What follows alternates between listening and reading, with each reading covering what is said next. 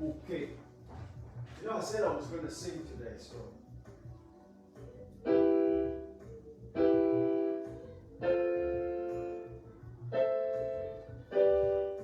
No. We do it tomorrow. We do it tomorrow. I was going to sing. I think you heard me play the keyboard over there, but I decided, you know, forget it today. We'll do the singing another time. All right. So I'm gonna switch off my music, and then I'll pay attention to all of you. Thanks a lot for coming back. I'm ready. I hope you're ready. I hope you're ready. If you promised your friends that you're gonna invite them, this is the right time to send the link. A lot of people struggle to get on the Lose Your Mind, the tribe. So if you want to ping the link over there, or you want to share, if you like, a watch party, you can do that, you know, right now. So that would be a really good time to do that right now. So listen, guys. So the last couple of days have been really great. We've been focused on AIM, you know. So my name is Danny. I'm CEO of Red 5 and a few other companies that I work on a regular basis. I'm seeing there's no sound. There's no sound. Can you hear me now? All right, so hold on. Let me see. Hold on. Stay right there.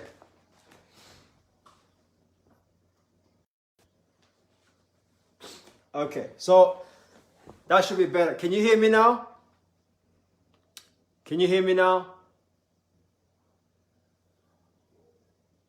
This is a Teddy Riley moment again. Can you hear me now?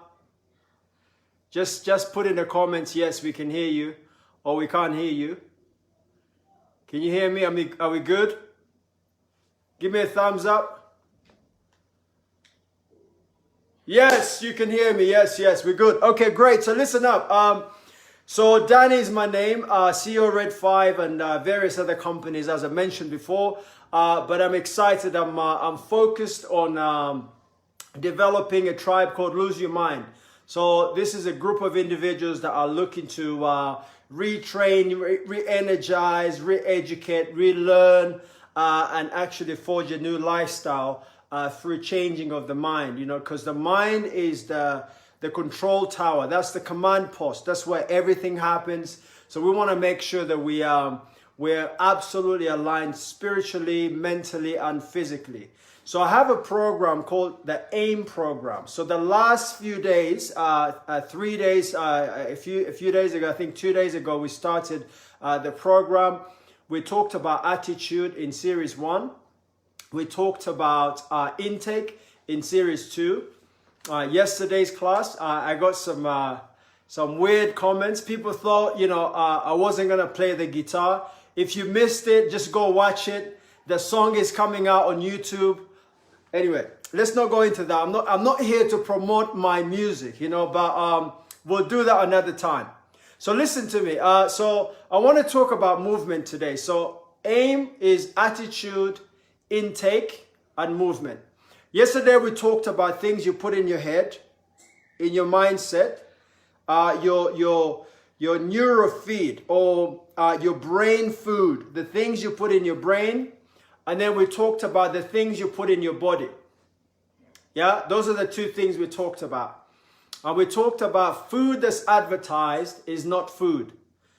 That was one of the biggest comments I got back from people. People were saying, man, you may have been eating whatever, you know, if it's advertised, it's not food. We also found out that food is as precious as gold, if not more precious. We also found out that farmers are actually never poor. If you have a commercial farmer, they're always financially good. They're always good because they sell something that's a precious commodity. Food is essential. We need it in our lives every single day.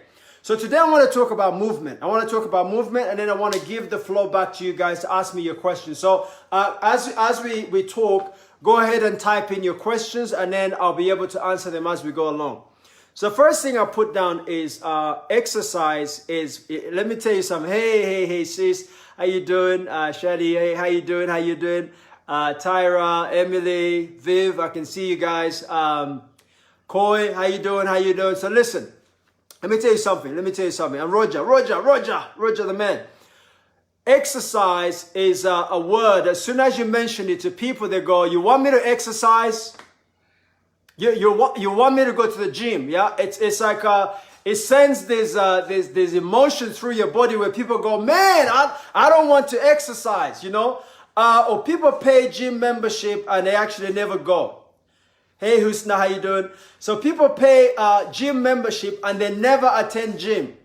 It's very, very common, right? So what is the point? What is the point of these exercises? Why are we so fascinated? Why do we have a culture of exercise? Yeah, and people talk about exercising like it's a new phenomenon. You know, everywhere you look, there's a new gym popping up, and people are talking about gyms like it's something that happened yesterday. I want to draw your attention back to why we exercise, because when the value is right, the motivation is right. When the value is right, you pay the price, isn't it? When the value is right, you pay the price. When the value is less, it's expensive and it's not something you want to do. So exercise gives you lots of things. And I've got a couple of things written down today that I want to share with you very, very quickly. Why do we move? So it's attitude, intake, movement. Movement stands for exercise, physical activity, things that we actually do. I think the first thing we have to do is quit calling it exercise. Stop putting that label on it where you go, I need to start exercising. No. Let me draw your attention back to just the norm. Exercise is nothing other than daily activity. When you get up in the morning and you turn out of bed, your muscles instruct your heart to start delivering oxygen. So your heart starts pumping. You have a pulse. It starts to get active. Yeah, just by waking up in the morning and just getting out of bed, your heart is ready to deliver oxygen.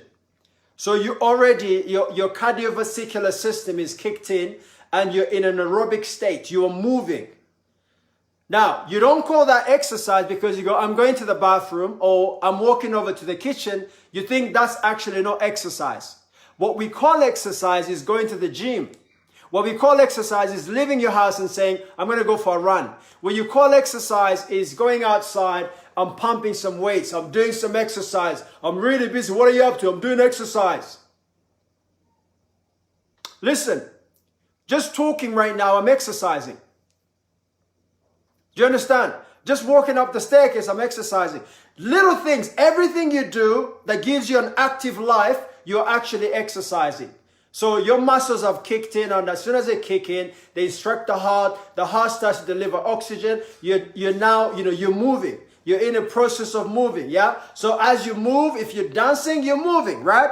If you're talking and you're moving your head, you're moving. So why do we exercise? Okay, we move for energy. When you move, you expend energy, and conversely, you gain energy. This is crazy, right? In order to gain more energy, you have to give it. Hey, Kevin, Phoebe, I.M, you guys are cool. So listen. So in order to receive more energy, you have to give it. So we move for energy. We move for enthusiasm. Listen, let me give you something that you probably know already. It's very hard to be active and really, really moving, and you're having a great time and everything is moving, or you're speaking with a lot of enthusiasm and you're bored. It's hard. I've never seen somebody doing an activity and then in the middle of running or doing some kind of aerobics, they go, hold on, I need to yawn. They yawn. No, it doesn't happen. So you move for energy, you move for enthusiasm. You want to get some enthusiasm in your system because movement gives you excitement. It's really, really important, yeah? The other one is when you move for health. Your body becomes healthier as you start to move. Hey, Grace, how you doing? Your body starts to move. Guess what? You start to gain in all types of different areas in your life, yeah? Watch this, and I'm getting there. Your creative genius is awakened by your movement, by your activity. Sometimes meditation or sitting down or sitting still will actually, the TV is on, so I'm thinking, let me switch this thing off. Hold on, where's the remote? Where's the remote? I need to switch this thing off. so that people stop watching. So some of you are watching TV. Stop watching TV. I've switched it off, yeah? Okay, so listen up. listen to this, right? So movement gives you a kick of creativity. You know, when I go running or when I go for a jog and I'm on a treadmill, I'm doing something, I'm thinking, man, I'm like, whoo, this is really good. I start to think, you know, whatever, okay? But there's some added benefits, you know, your body is activated in the process of moving. So some of the things you need to do, and it's not really that difficult. The most fit people in the world don't probably understand the meaning of the word gym. When you say the gym or gymnasium, they go, what's that? I just came back from the village. Some of you know this. I was in the village and I went to, to see my parents, and, you know, something happened, and, you know, my dad passed away. But here's the thing, and I don't want to say that just to, you know, for you guys to feel bad. I met so many people. I was able to interact with lots and lots of people. The weirdest thing is the people who live deep in the rural areas, in the villages, they're not only fit because of their diet, they're also very fit because they do the highest amount of physical exercise. They have no problem walking anywhere. There's a hill, let's go. There's a valley, let's go. And here's the irony. People think the exercise is going uphill. People don't know that sometimes going down the staircase is another exercise. Do you understand? Like, people think, you know, exercise is grabbing some dumbbells or, you know, doing all kinds of different aerobics and stuff. Listen, these people, the fittest people in the world, in the Amazon, in my place where I come from in Kabale, you know, listen, these guys are so fit, man, and they're really old. But you know what? They have the greatest deal of activity. They dig the ground and they're cutting trees and they're trimming the fence and they're busy. They're chasing down the goats and in their farms. They're busy. They don't call it exercise. They just call it life. So we have been conditioned to think that we need to go in a specific room with some, cork carpet on the floor, with mirrors on the wall and some metal stuff on the side, and a rope, and there's a guy who's buff, and there's a lady who's looking trim, and they're going to ask you to raise your hand this way, raise your hand this way. Are you kidding me? Let me tell you something. Some of you you relate to this because you're this age. Some of you are very young. You're like between 20 and, 35. You know, that's really young, right? And some of you, especially during that age, it depends on the culture, your family culture. Some people live in families where there's zero movement. If you move, it's a taboo. You say, did you just move? Don't move. This is wrong. We don't move. We're a family that's static. So watch what they do. They leave their kitchen. They have breakfast. They walk. They do have to walk, yeah? They walk from their room, their bedroom. They come to the dining table. They have food. They go back to their room. They dress up. They get out of the house. That's the amount of activity. They get in the car, and then the car drives them, and then the driver opens the door, and then they get out of the car and they go into this big building, and there's some beautiful doors. They open themselves. The doors open. You don't even touch them. The doors open, and then you go right through those doors, and then guess what you do? You hit a button, or somebody, your bodyguard hits the button for you, and then you go into a lift, and the lift lifts you up. It's a lift. That's why it's called a lift. It lifts you up. It takes you to your office, and then you walk to your office, and you go put your bag down, or somebody puts your bag down, and you sit in a nice recliner. And you spend your entire day. The only exercise you have is when you go to the toilet and back. So you spend the entire day there eating all manner of stuff, especially rubbish, right? And then this is what we do. And then you leave that, you go back in the lift, and you go downstairs, they open the door, you sit in the car, and they drive you to a bar or a restaurant or someplace. You sit there, you eat, you talk to your friends, you get back in the car, and then you go home. And when you get home, you're tired, you kick off your shoes, you just, wander your way to the bathroom if you're that clean. Some people are not that clean, they just go straight to bed. And then guess what? You wake up tomorrow, repeat.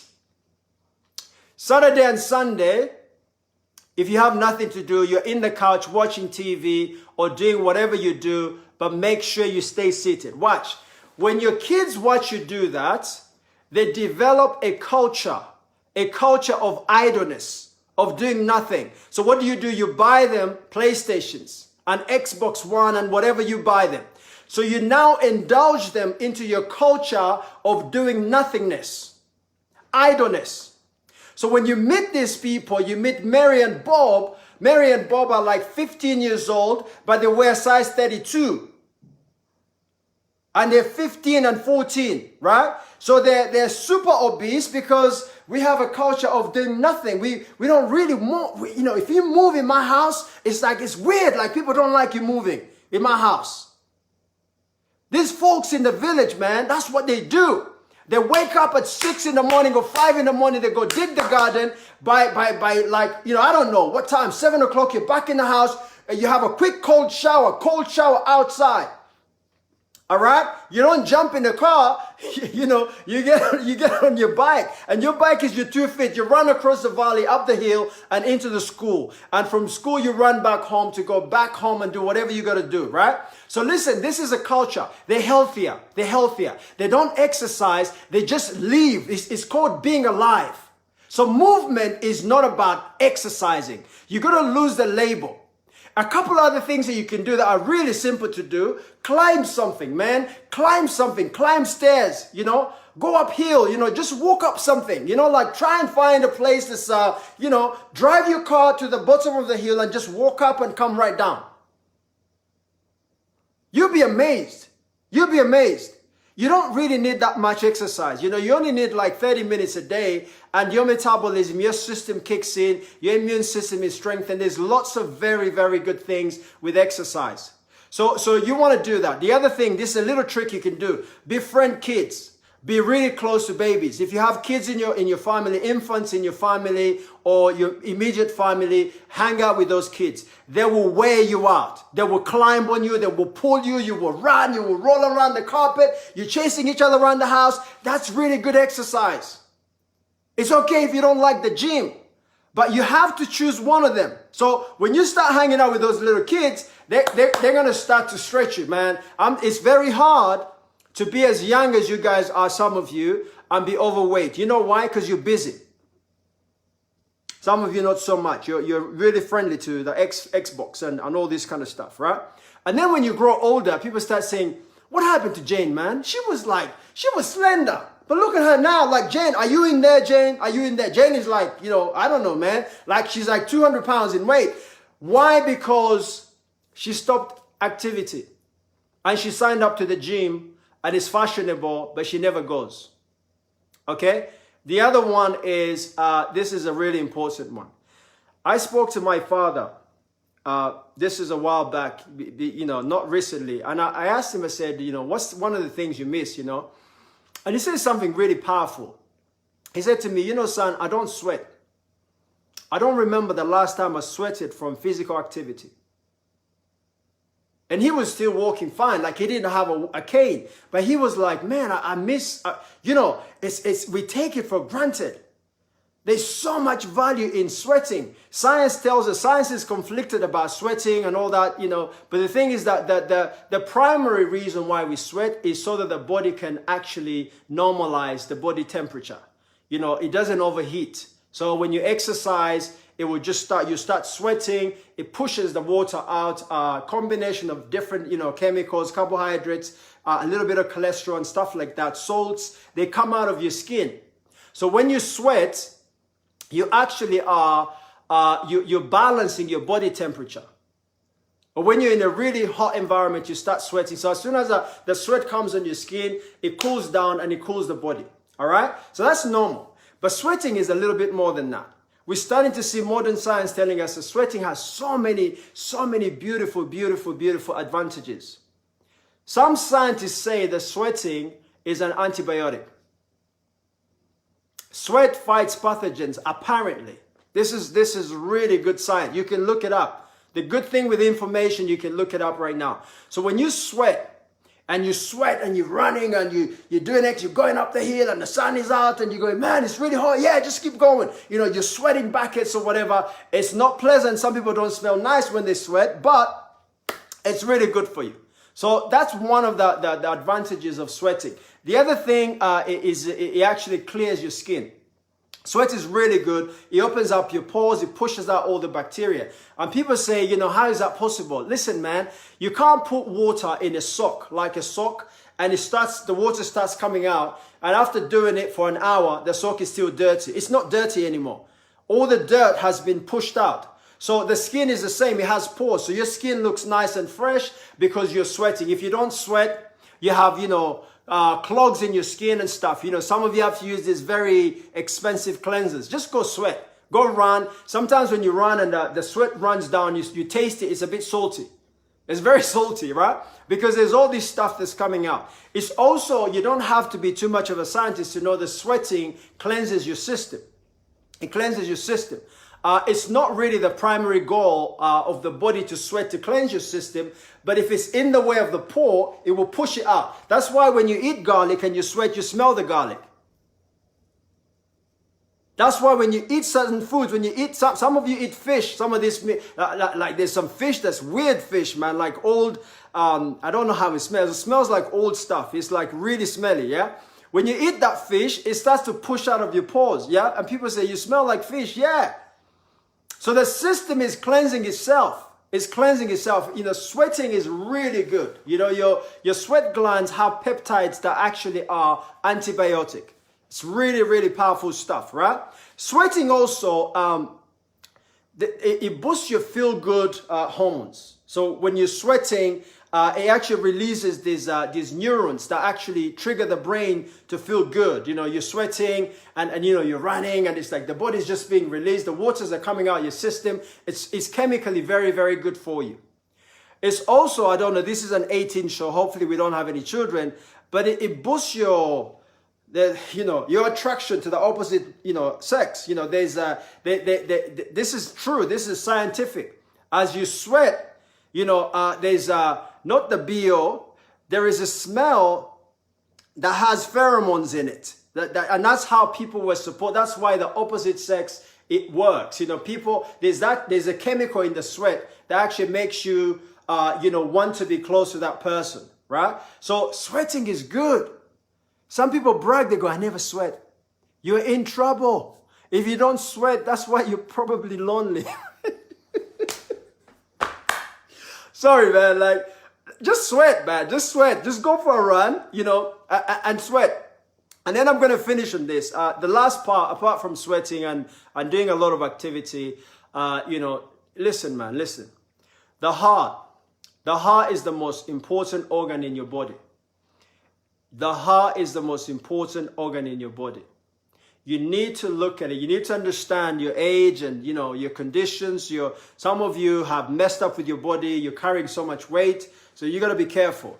It's how many heartbeats per second are good for you, for your, you know, graphic. You know, how old you are, you know, how unhealthy, how healthy you are, what condition you have. Just check that stuff. Don't just hit the gym and go on the treadmill and go, oh! It's not like that. You need to get some guidance on that one, yeah? But when your heart is pumping, it's good. It's pushing a good amount of oxygen, you know, because the muscles need oxygen to function. When your heart is pumping, it's pushing a good amount. Now, when you become aerobic or when you start to do aerobics, you know, and people call aerobics swimming, running, you know, all these cardio exercises or whatever. No, chasing a baby around the room is, you know, aerobics as well. Did you know that, right? Going up and down the stairs and messing around with your partner, that's aerobics as well. It's just not branded in the gym as aerobics, yeah? But listen, anything that gets your heart pumping and you get more blood running through your bloodstream, it's really, really good for you. So it's really important to get your heart pumping because movement actually causes the muscles to instruct the body, as I said, instruct the heart to release oxygen into those muscles and get you working. And the last thing, and this is to do with your success, this is very important. In Africa, we have a culture of moving at like 1 mile an hour. if you're in business or you're in a position of power, employment, or you're hoping to get some kind of promotion, there's something you can do very easy with movement, right? Okay, moving fast doesn't only get you to your destination quicker, it makes you look very busy. When you're walking around lethargically, you're walking around like, you know, hi guys, hi. And I've seen people, man, like I've seen people crawl like that entire day. You are crawling. You are crawling. You know, listen, you need to be impetuous about where you're going. When you start moving really quickly, it gets people excited around you. And it gets you excited. When I do things and I'm walking, I'm going, man, what are we doing today? Okay, great, guys. What's happening here? And I'm walking. There's so much energy in the room. I create energy just by being enthusiastic. I'm walking impetuously from point A to point B. You do not want to be dragging your feet. I see people, man. I said, dude, I've been walking with people. I'm not going to say who, but I was with a group of people in Dubai, and I looked back and I said, where are these people? Dubai Mall is so packed, and I couldn't find them because I was moving. And then something happened to me. I went back to the UK and I went shopping with my boys, and I was walking with Kai and Caleb, and then I realized, I said, yo, it's nothing to do with my age. I'm fit. Like, I'm fit, man. I mean, Kai runs a little faster than me now. Yeah, actually, he embarrasses me. But what I'm saying is, it's a different story. What I'm saying is, listen, man, listen, let me tell you. They were like miles ahead, and I said, whoa. I was conditioned. I was conditioned because the environment here, and guys, please don't throw stones at me. You can't hit me anyway because it's a screen. But in Uganda, it's common. And I'm talking Uganda specific. I've seen people walk from the gate, and I go, I saw someone come in. Why are they not here? And it's just like, it's 100 meters. And it takes them 10 minutes, 5 minutes, 100 meters. Do you know how much money you're losing? Do you know how much credibility you're losing? Do you know how much time you're wasting? Do you know how many people are watching you saying, what is wrong with this person? So I want to encourage you to, just speed up a little bit. Hasten your footsteps. When you hasten your footsteps, you hasten your goals. When you hasten your goals, you hasten your attitude. You hasten your mood. Your mood is good. You know, it's very hard to be doing something, jumping the bag and just working out. And you go, man, I want to think. No. When you're jumping your bag, you're in a place of meditation. Sometimes exercise is meditation, man. It's good. It frees you up to be free, to kind of detach yourself from that, because the pain of moving those joints, yeah, it just says, man, focus on this. Stop thinking about, who you owe money. It's very, very hard. So I want to encourage you to add the M in your aim. Aim is attitude. It's the things you intake in terms of physical, what you eat, ingest. And it's the things, listen, it's the things you put here in your brain. This is your command post. This is the most powerful part of your body, the brain. And to have more oxygen going into the brain, you need to nourish your brain with exercise as well. Exercise gives you so much more oxygen. It gives you so much more energy, so much more power. You're so attractive. You're so charismatic. You're energetic. You're sending off these nice, good vibes. People are saying, whoa, what is wrong with her? She's so happy. You're glowing, man. You are like sassy. You understand? You don't walk into a room anymore. You just enter a room and the whole place shuts down. Who is that? And when you add a little speed to those steps, some of you ladies wear heels, and you're wearing your heels and you're going, they go, who is that? Have you ever seen, apart from Donald Trump, have you ever seen a president that's lethargic? No. When you see presidents walking, when you see CEOs of companies walking, when you see these powerful women, they are impetuous. They're walking. They have a spring in their step. They are rhythmatic. And you go, I want to be like that. Just do it. Just walk. Just walk faster. One, it's going to help you, but secondly, what it's going to do is it's going to make you feel better. So at this point, I did say I wanted to take some questions about AIM, about attitude, intake, and movement. If you have any questions, just plug them into the question here. I think Kevin is taking some questions. Kevin, is there any questions you want to type on the screen, and I can answer those questions? And I really want to sum up what we covered in the last 2 days in 2 minutes. Yeah, attitude is your frame of mind. Your mindset determines what you actually become. You are what you think. What you think you are. You are what you think you are. There's no one, there's nothing outside of you that controls your destiny. The only power that there is the power that's buried in you. The biggest limitation and the only limitation, the ultimate power lies in you. You're the only person that controls what's going on around you. Nothing happens to you. Everything happens for you. Is it okay to have a treat once in a while, like a burger?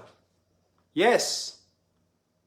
As long as you're willing to go do something about it.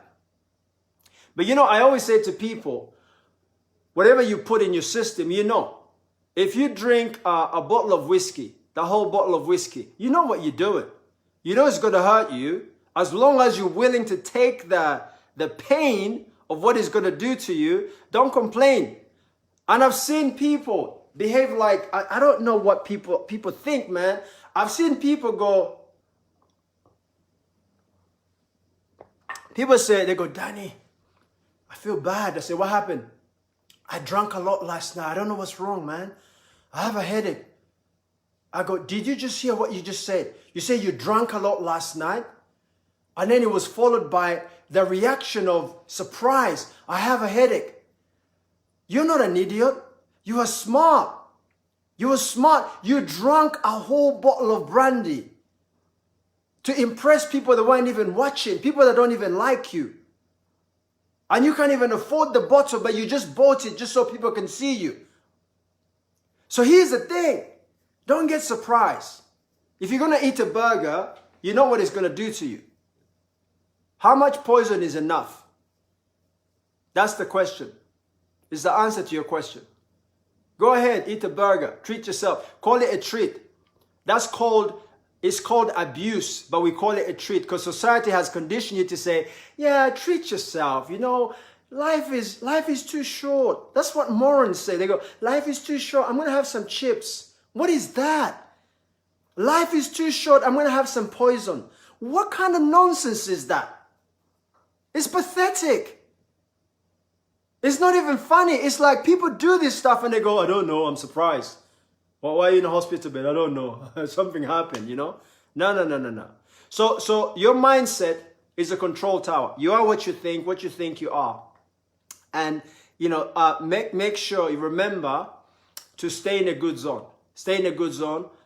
Get rid of those parasites, those people in your life that are dream busters. Get rid of the leeches in your life. Get rid of anytime you look at your phone, go through your phone. If you see a number that as soon as you see a number, your heart rate increases. It starts to exercise your heart. We're talking about movement, but you don't like that kind of movement. That's called stress movement, yeah? Listen, and some of you said, yeah, we did exercise. So if the heart is moving, that's good. No, sometimes it's moving because there's too much rubbish coming in your head. So when you see a number in your phone that makes your heart go boom, boom, boom, and you don't like it, delete the number. Control your control tower, which is your attitude. Your brain is so powerful, man. It can do anything, but you have to put the instructions in. You are the person that writes an instruction manual. If your I'm stuttering now because I get passionate about attitude. Your instruction manual is weak. It's instructing you to be a loser, and it's instructing you to hang out with people that are toxic. It's instructing you to hang out with people that are going to sit down and say, let's watch the news. It's instructing you to sit down with people that are going to say the coronavirus is going to kill the entire world. It's doomsday this week. Listen, if that's what it's instructing you to do, you have to tear up the manual and write a new one. You are in command. Put the right stuff in your brain and expect the best. And I said on the first day, that we were born princes and princesses. There's a question here. I want to see more of this question. What is this question? The question says, why is it that sometimes motivation dies after being motivated? They always have to listen to, do I have to always listen to a motivational speaker? What is the best way to keep your attitude in the absence of a motivational speaker? Okay, great. A motivational speaker, right? Okay, so very good question. Why does motivation die? Motivation, first of all, you have to look at where does motivation come from. Motivation comes from clarity of the goal. What do you want? If you're clear about what you want, you're motivated. If you lack clarity in what you want, you're not motivated. So watch this, right? Listen, if you hear a gunshot, if you hear a gunshot, do you need a motivational speaker to get motivated, to take cover, to run? You don't need one because the goal is clear. Safety first. You don't want to go and say, what's happening outside? You go bed, you find a hole, your hands are so strong, you dig through the wall and you hide. So the reason why people need motivation all the time is because somebody says, is it too late for those who are 60 and above? I'll come back to that question. The reason you need motivation is because your goals are not your goals. They're personal or they're impressions of other people on you. Right? People are saying to you, you should do this, you know, or you gravitate to a society. You see someone wearing a nice pair of jeans or some white trainers that you like or a phone that you like. You start calling that my goal. That's not your goal. You actually are looking at somebody and you're trying to copy what they're doing, and you're probably copying the wrong people. So you need to find what is it that actually makes you want to wake up every morning and go to work. And sometimes too much information is too much. So I don't think people are lazy. Naturally, they're not born lazy. Everybody gets lazy when they lack clarity in their goal. But if there was a car speeding very quickly and you have a broken leg and you're crossing the road, within 5 little milliseconds, your leg fixes itself and you run. You'll feel the pain later on. You don't need motivation. The goal is clear. Now, you can do the same thing for your business, for whatever you're pursuing. If you have clarity of goal, it's very, very easy to actually stay motivated. Do we need a top up all the time? Yes. You eat food every day, 3 times a day. Your brain also needs a refresher. The way you feed your brain, every time you have a meal, read something. Every time you have a meal, read something.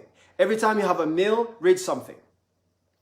Because you're feeding your body and you're feeding your mind. You're feeding your body, you're feeding your mind. If you did that, in 3 months, you'll be wealthy. Maybe not wealthy, but you'll be rich. I promise you. You'll start to see change in your life. But we tend to feed the body, the houses, the brain and everything, right? The housing. We feed the housing, we paint the house, but it's actually rotten. The bricks are falling apart in between, but you're putting plaster on top, right? Don't just feed the body. Feed the brain as well. Because whatever you put in the body will affect the brain anyway.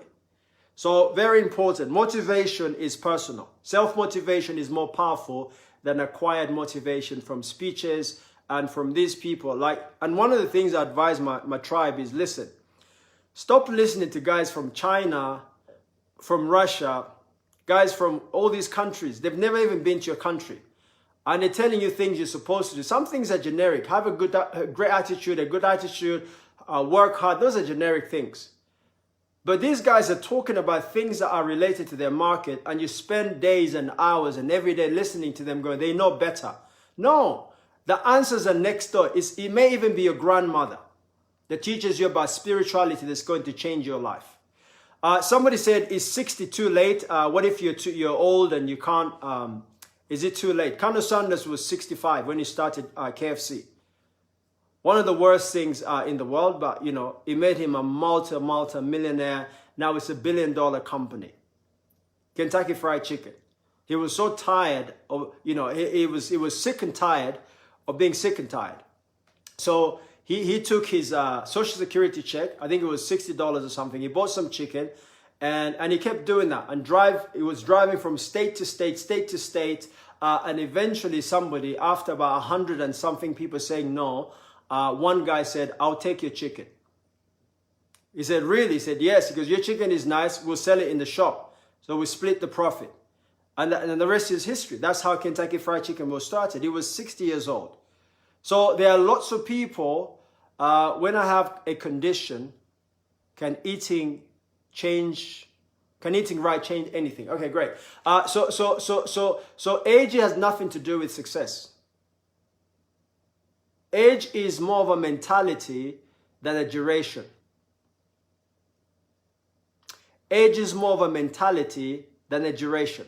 It's not a calendar, it's a feeling. Some people are 40 going on to 80. Some people are 70 going to 40. The difference is in their brain. So the reason why people don't try so hard, or when they feel like they're too old to try or to be successful, they think, "I don't have much time left, so I might as well just give up." Who told you? Who told you? Who told you? There are people who are 100 years old.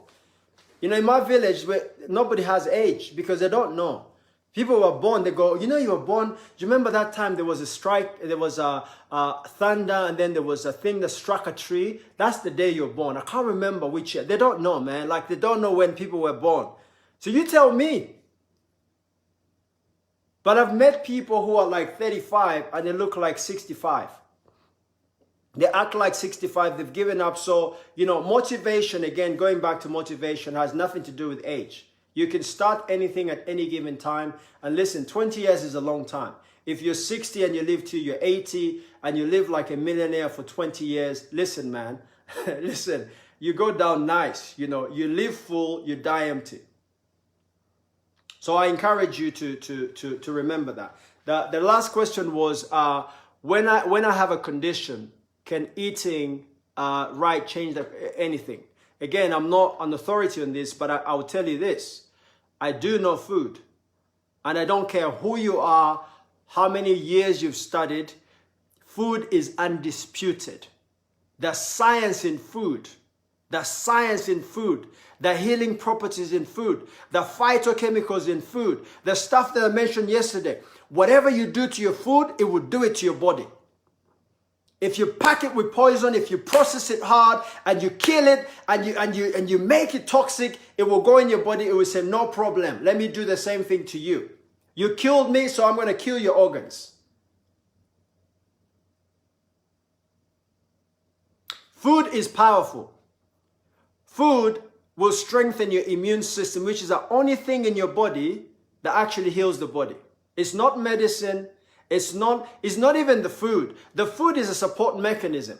So the food provides feed for the immune system, which then goes back and fights all these pathogens and the different things that are in the body. And then guess what happens? You are well. You see, we are always sick. We are always sick. The absence of symptoms is not indicative of the presence of health. But what saves us from showing up as symptoms is because our immune system fixes the problem before it even shows up. But if you're persistent in adding those things in the body that makes the body sick, guess what happens? Eventually the immune system says, "Man, the soldiers have died. You know, we're here, we're mutating. We have no food, we have no water. We're dehydrated. We've been really, listen, these viruses, these parasites, these bacteria, they're killing us, man. They're stronger than us. They've taken over our body. A lot of these things need a host. Viruses need a host in the body. So what happens is, if they overpower, and these things that are carcinogenic overpower the body, what happens is the soldiers in your body die. That's where you hear somebody's sick. And then they go from sick to being ill. But it doesn't happen in one day. It's been 10 years, 5 years, 15 years, 20 years of beating up on the body. So yes, the right food, the right antioxidants, the right antivirals, the right, minerals and vitamins, and, and the body's fine. Don't worry. You can top up, load up on your vitamins. It will flush out what it doesn't need. It will keep what it needs. And when your body is cleansed and it's actually working at optimum level, it starts to crave for things that you need. It has a natural balancing system that allows you to do. So yes, all of these lifestyle related diseases are caused by lifestyle, and they can be treated and reversed by lifestyle. And the fallacy is the medical world has made us believe that it's, they've demonized things like diabetes, cancer, all of those things. But food that's potent in its properties and its phytochemicals are alive, and it has the vitamin K, D, E, all these, beta carotene and stuff like that. It will go in and it will just strengthen it. It's like more ammunition. The soldiers were dying, the water came. The soldiers were dying, the vitamins came. The vitamin D came, the vitamin E came, the beta carotene came, the antivirals came, and they loaded up, and it's like, whoa, so where are all these bacteria? Now you have a strengthened immune system that says, I'm ready, man, send some more. And now because it's fought you before, it's fought as a particular, that's where you hear somebody has antibodies that actually are able to defend. So it understands the language of that disease. So it will fix it as it comes in. It goes, this one was here last time. This is what we did. We rounded it up. We did this way. You guys know what to do with that. The body is so intelligent. Think of the millions and trillions of cells in your body. They have a memory. They memorize trauma and triumph. Things that made you feel good, they memorize. Things that made you feel bad, they memorize. They also know the soldiers that attacked them, how they came in. They understand the food culture. They understand the language of the body culture. So whenever you have a condition, the first thing to go to is not to look for treatment, is to look for the right methods to eat.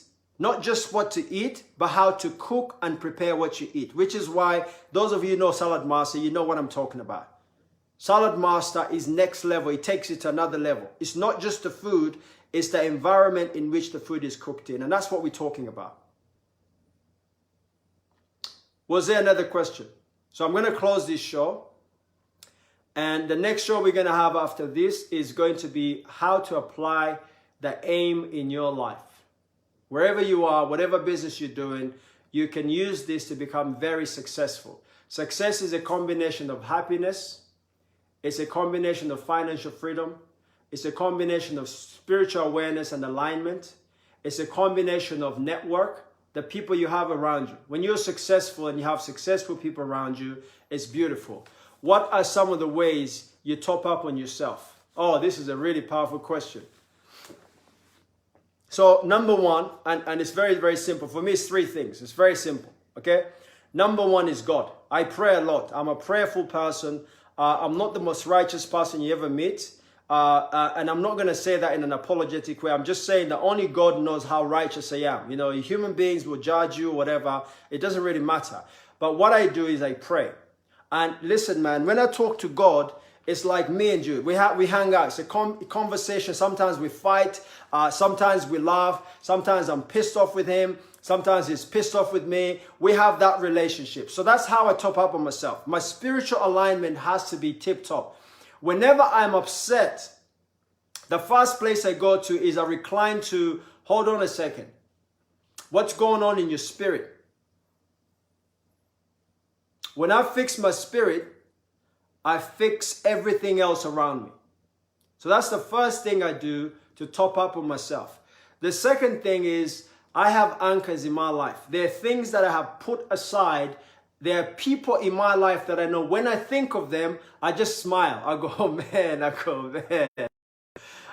feel so good. Like, there are anchors in my life. There are pieces of music like Andrea Bocelli.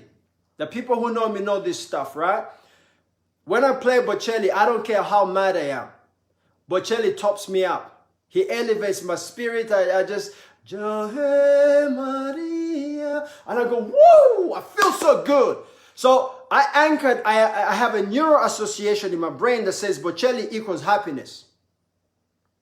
I spend a lot of time, listening to things or, doing stuff that's actually going to, encourage positivity. Okay. The other thing I do to top up on myself is I go into isolation. This is why I'm loving the downtime. I just love this, man. I love where hang out with you, spend some time alone. Spend some time alone. There are people who are upset with me right now because I'm not attending some of their meetings because I just don't want to. I want to spend time alone. So I spend time alone. I say, I'm not talking to anyone. I'm not interested.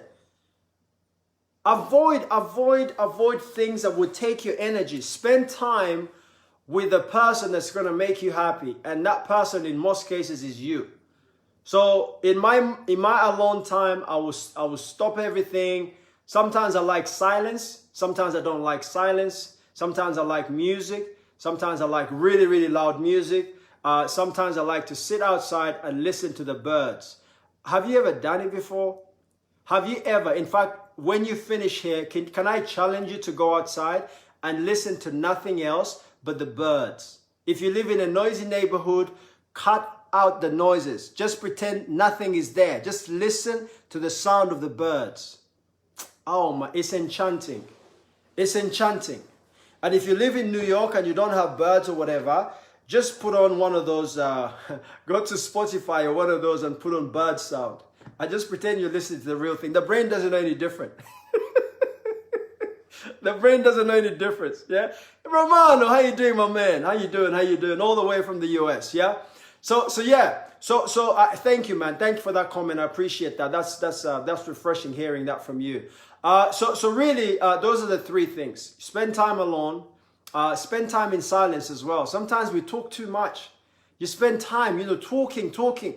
Talking is like, being punched in the stomach every 5 seconds, every time you say something. Talking is so draining. Some of you who do public speaking, and there's a lot of you on this call, when you finish speaking or when you finish preaching or when you finish doing a lecture, you are exhausted. You are like, whoa, that was heavy. There's so much energy. So sometimes it's better to take a break from talking. Just sit down alone and say, I'm not talking. I'm not talking. I'm not really going to listen to any piece of music. I'm just going to be me. So it's very, very important that you spend time wisely and around the right things, around people, and really spend time with God. And even if you don't believe there's God, just pretend there's God, because you will feel him. In your pretentiousness, he will come to you. And even you who are saying you're pagans, I don't believe in God, what's all that about? I believe in science. Science was created by God. I challenge you to tell me any different. There's nothing, the galaxies, everything was created by God. I saw a guy, it was a piece of things, a friend of mine sent me something about the cosmic thing. And there was a guy, and the guy said, and then something happened, and it came from the sky, and it exploded, and it was energy, and then manifestation started. And nothing that exploded, that was God's energy.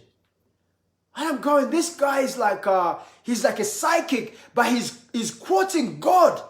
And people are going that way now. Do you understand? So I don't know what relationship you have with the source or with your God or however you access him. But that's one of the best ways when you're spiritually tanked and you're topped up. Doesn't matter the religion, because when we go, eventually they're not going to say to you, well, hold on. Or are you not like a Muslim? Or no, this guy's a Christian. So Christians go that, no, I don't think it's like that, man. And I haven't been there, I don't know. But all I know is, man, I feel something. The only reason we have intuition is because it's God. If we didn't have intuition and we were living like machines, because robots don't have intuition. That is the one thing the man has done. This AI thing that they're doing, the robots do not have intuition. They are absolute. They have copied human intelligence and they put it in machines, but machines can only operate up to a certain level. Now, what Sophia said, Sophia is a robot. She's a robot that they're taking around the world, talking to people, having interviews. She said, we envy humans, man.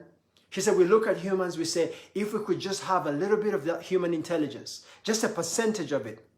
And human beings, we're so moronic. Sorry, forgive the phrase. We're so moronic, we actually worship these machines. And we go, if I could just be like Sophia for 5 minutes. Sophia is looking at you saying, you have no idea. We don't even scratch the surface of what potential we have. So I want to encourage you to just go back inside. Go back inside, because it's inward out. Everything starts from everything within you. Everything starts from everything within you. Whoever asked that question of how do you top up on yourself, thank you very much. That was a powerful, powerful, powerful question. Don't let externals influence you, because externals have nothing to do with you. Because the only thing that human beings are worried about is themselves. So whilst you're sitting down thinking they're worried about you, they're worried about themselves. They're going, what do they think of me? And you're going, I wonder if they're looking at me. They're not looking at you. They're saying, I wonder if they're looking at me too. So you're sitting in a room in concert and you're saying, I wonder if you're thinking about me. I wonder if you're thinking about me, right? So did somebody ask a question? The higher, I didn't see that question. That question just escaped. The higher, somebody asked a question, but I didn't see that question. Yeah, so if there isn't any question, God is highly elevated. Yeah, I get that. That one, yeah, powerful stuff, yeah. And I think everything starts, yeah. So you guys got it. So listen, I want to thank you, and I'd like to invite you to attend my last session for this week.